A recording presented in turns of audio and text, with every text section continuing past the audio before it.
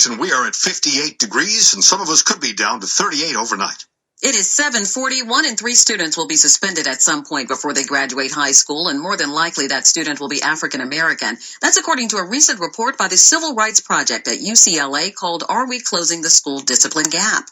Well, Veronica talks about this with Renae Azziz. She's founder and director of Virtuoso Education Consulting.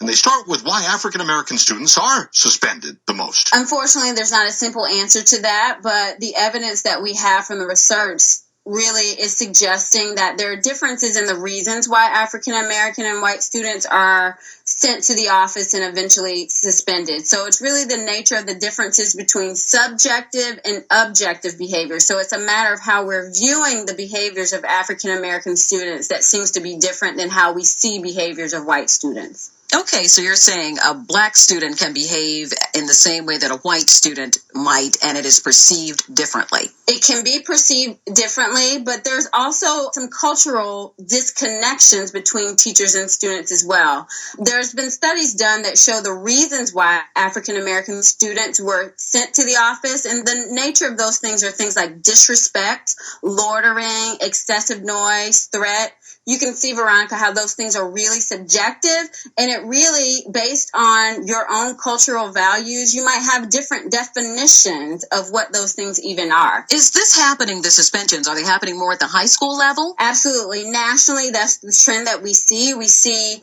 behaviors really escalate at the middle and high school levels. The national average at the secondary level is about 10 out of 100 students who get suspended. And Virginia and Maryland are right at about that rate. In D.C., though, we're at around 20%.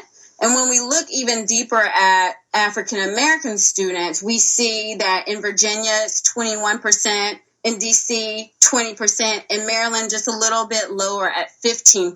What is the impact of lost instruction on these students that are being suspended? Is there an achievement gap that we're seeing? Absolutely. The impact is enormous and quite devastating, actually. So not only do we see students who get suspended have lower academic achievement, but they also at the secondary level have higher risk for dropout rates. And we all know that that can eventually lead to delinquency. And so that's when we start talking about the school to prison pipeline. So what can be done about this? Lots of things need to happen. But first, we need to really get very clear on what we mean by the various infractions that are going on in school systems. So one of the very first things that school districts that are doing this job well is to revise their code of conduct and make sure that the definitions of behavior are clear to both students, parents, and teachers. But aside from that, we really need to get on the prevention side. So instead of reacting when students may misbehave, we want to prevent those things from happening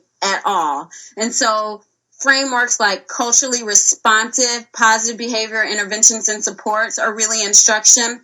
And aside from both of those things, we do have to do more work on teaching teachers about cultural responsivity. They just don't get that training in their pre-service curriculum. Renae Azziz is founder and director of Virtuoso Education Consulting. The topic is African American students being suspended most frequently, and